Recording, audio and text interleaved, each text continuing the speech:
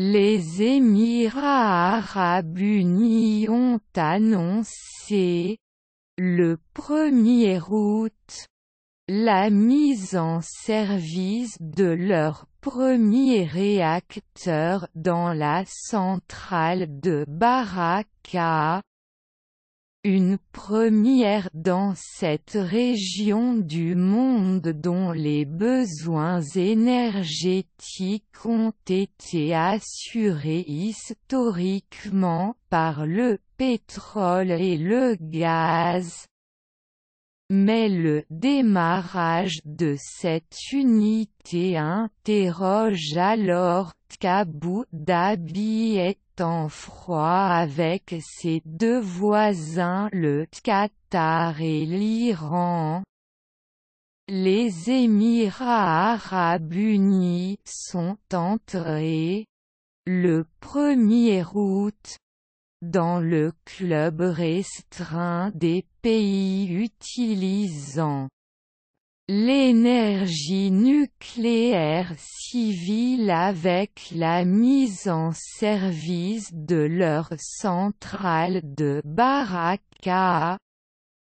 C'est la première tranche du monde arabe.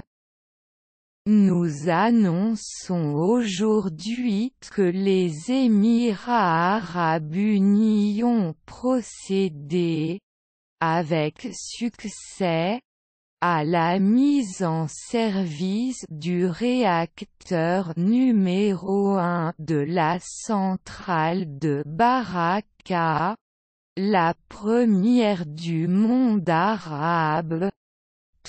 Cheikh Mohammed Ben Rached Al Maktoum, Premier ministre des Émirats et souverain de Dubaï.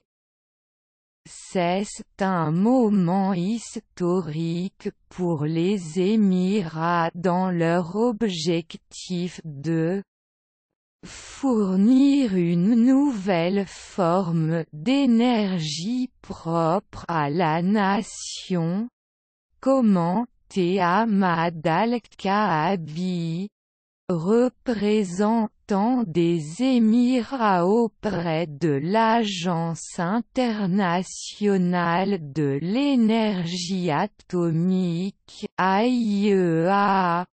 Saluant également le succès du démarrage de l'installation.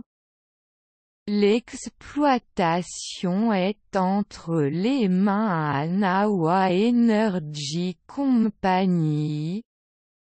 Le premier des 4 réacteurs devait être mis en service fin 2017, mais la date de démarrage était reportée à plusieurs reprises pour satisfaire, d'après les responsables, aux conditions légales de sécurité.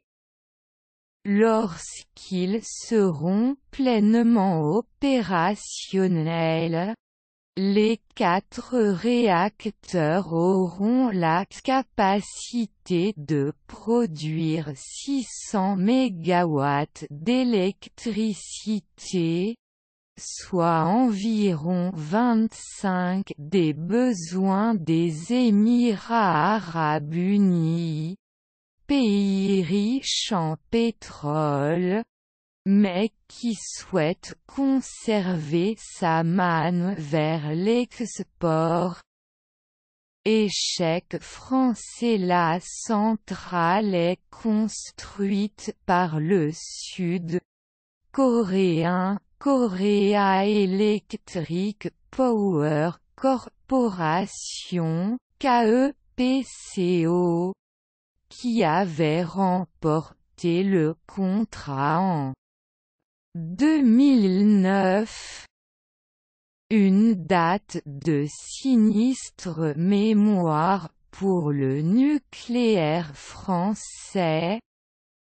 Un consortium tricolore pensait alors remporter sans difficulté cet appel d'offres de plus de 20 milliards de dollars. Mais arrivé en ordre dispersé et surtout sans EDF, la proposition française avait perdu face à un outsider asiatique. Cela avait déclenché une crise dans l'atome civil tricolore, qui avait dû repenser son organisation. La mise en service de ce réacteur survient dans une zone instable du monde, mais les responsables émiratis ont insisté sur le caractère pacifique de leur programme nucléaire et assurent qu'il ne contient aucun volet militaire. Dans un contexte de tensions régionales accrues, les Émirats restent attachés aux normes les plus élevées de sécurité et de non-prolifération nucléaire ainsi qu'à une coopération solide et continue avec l'Agence internationale de l'énergie atomique (AIEA) et les partenaires nationaux et internationaux, avait souligné en février Ahmad Al-Kaabi. Tensions régionales. Le pays accueillit plus de 40 missions internationales et inspections de l'AIEA et de l'Association mondiale des exploitants nucléaires (WANO) depuis 2010. Mais le Qatar voisin considère la centrale de Baraka comme une menace pour la paix régionale. Comme plusieurs de ses alliés, dont l'Arabie saoudite, Abu Dhabi est en froid diplomatique avec le Qatar, avec lequel il n'entretient plus de relations officielles depuis juin 2017.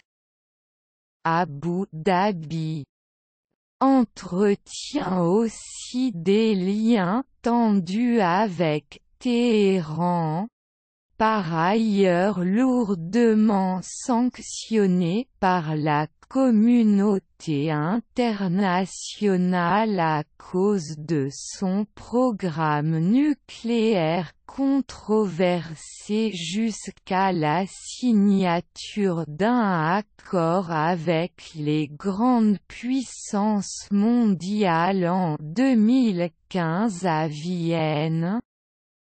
Mais Washington s'est retiré unilatéralement de cet accord en mai 2018, rétablissant plusieurs trains de sanctions contre l'Iran. Ce dernier en conséquence reprit notamment l'enrichissement d'uranium en septembre 2019 sur son site de Natanz, situé sur la côte. Baraka est donc séparé de l'Iran. en face, que par les eaux du Golfe.